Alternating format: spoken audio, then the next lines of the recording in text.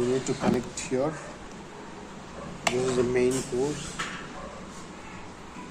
and this is a switch for on and off. This LED light will be blinking always, off, on.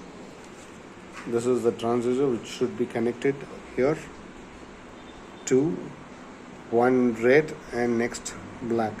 Next pole red and next is black.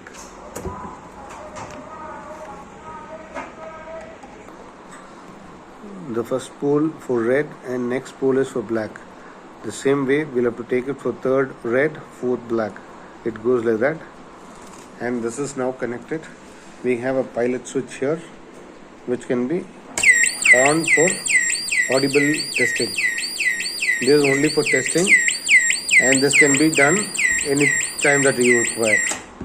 This now goes to ultrasonic sound, which is not audible for us. And there's a power point. Fuse has been given, and 2 pin is going here, and there is a connection to be taken. This can be wall mounted, which we are giving a stand-in bracket. Thank you.